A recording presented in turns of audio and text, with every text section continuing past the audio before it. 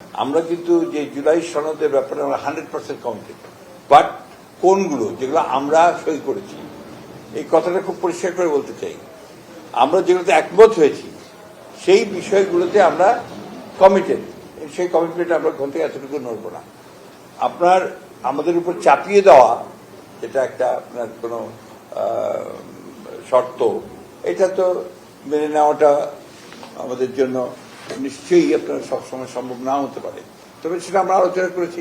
আপনি দেখবেন যে পার্লামেন্টে আমরা কি বলেছি, পার্লামেন্টে খুবই পরিষ্কার করে বলেছি যে আপনারা যে নোটিশ দিয়ে আনুন, বিষয়টাকে পার্লামেন্টে আনুন, পার্লামেন্টে আমরা আলোচনা করি, সেই আলোচনার ভিত্তিতে দরকার হলে আমরা বিষয়গুলো নিয়ে একটা জায়গায় পৌঁছতে পারবো। কিন্তু পার্লামেন্টে আলোচনা করে যদি আগেই থেকে রাস্তায় হুমকি দিতে থাকে, তাহলে সেটা ওই যে কারণে আমরা পার্লামেন্ট তৈরি করলাম সেটাকে কাজ করা অতটা সঠিক বলে আমি মনে করি না। স্টিল টাইম, অনেক সময় আছে এবং এটা নিয়ে উদ্বেগের কোনো কারণ নেই। পার্লামেন্ট সবে শুরু হলো, এখন আপনারা বিভিন্ন ইস্যু নিয়ে কথা হবে, তা হবে, ডিবেট হবে, ওয়ার্কআউট হবে, বেরিয়ে যাবে, এটাই তো পার্লামেন্টের বিউটি। প্রাণ লাগছে, খুব খাচ্ছি, আরাম পাচ্ছি। পার্লামেন্টে যে আপনার তর্ক বিতর্ক না হয়, পার্লামেন্টে যে ওয়ার্কআউট না হয়, তাহলে পার্লামেন্ট আপনার বোঝা যাবে যে এটা আপনার ইফেক্টিভ পার্লামেন্ট না। একতরফা একদল থাকলেও তারা তাদের মতো করে বক্তব্য করে চলে গেল এবং তাদের গুণগান গেল শুধু নেতা নেত্রীতে, তাতে করে পার্লামেন্টকে আপনি ইফেক্টিভ করতে পারবেন না। পার্লামেন্ট তখনই ইফেক্টিভ হবে যখন আপনার সে তর্ক হবে, বিতর্ক হবে, ওয়ার্কআউট হবে, উত্তেজনা থাকবে, আবার উত্তেজনা প্রশমিত হবে। This is parliament, that is the beauty of the parliament.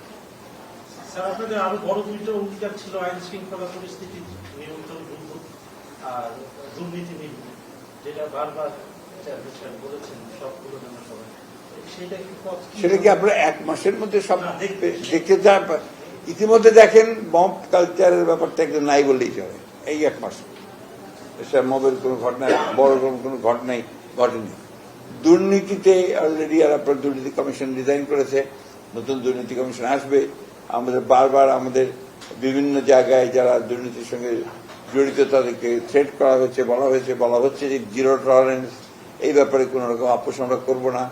সুতরাং বিগিনিং, শুরু, এরপরে দেখবেন যে দুর্নীতি কত কমে আসছে।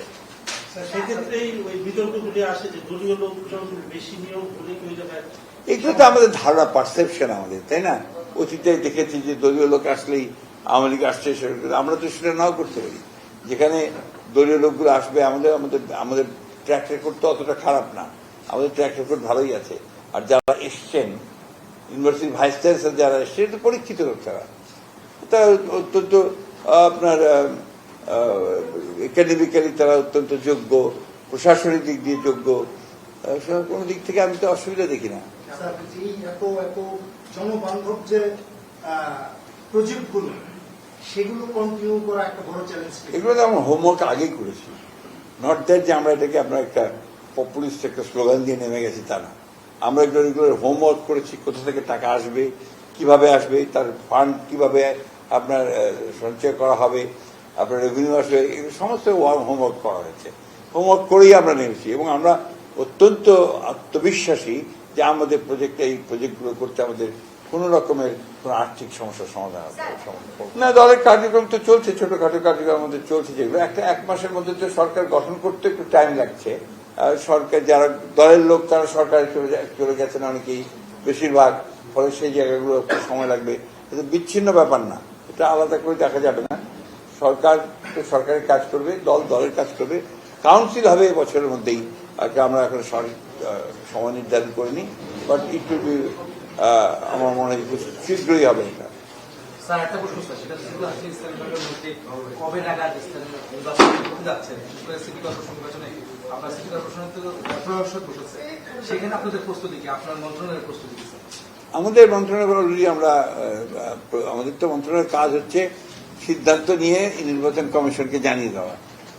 আমরা সেই আলোচনা করছি, আমাদের সিদ্ধান্ত হলেই আমরা জানিয়ে দেবো। এবছর তো বটেই, নিঃসন্দেহে এই বছরে। এটা তো এই মুহূর্তে না, আপনাকে সময় নির্দিষ্ট করে বলতে পারবো না, কিন্তু এই বছরই হবে এবং যত দ্রুত সম্ভব হওয়া হবে। না, নিশ্চয়ই প্রতিষ্ঠানগুলো খুব ভালো অবস্থায় নেই।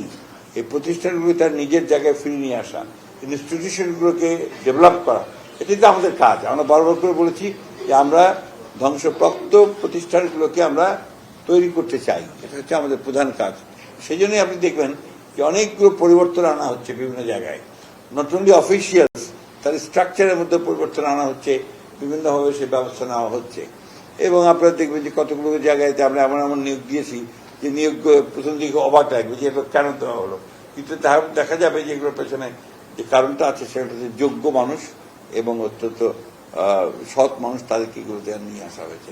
যেমন আমার মিনিস্ট্রি সেক্রেটারি, উনি হচ্ছেন একজন অনেকদিন আগে রিটায়ার করা একজন ইঞ্জিনিয়ার মানুষ, চিফ ইঞ্জিনিয়ার ছিলেন আপনার এলজিডি, তাকে দেওয়া হয়েছে আপনার এলজিডি মিনিস্ট্রি সেক্রেটারি হিসেবে। আমরা অত্যন্ত আশাবাদী যে তিনি তখনও অত্যন্ত এফিসিয়েন্টলি কাজ করেছেন, এখনও তিনি এফিসিয়েন্টলি এই কাজগুলো করতে পারবেন, ইনস্টিটিউশনগুলোকে দাঁড় করাতে পারবেন। ঠিক একইভাবে আপনার বিভিন্ন মন্ত্রণালয়ে, বিভিন্ন প্রতিষ্ঠানে এই ধরনের মানুষকেই আপনার সামনে আনা হবে যারা যোগ্যতার সঙ্গে কাজ করতে পারবে।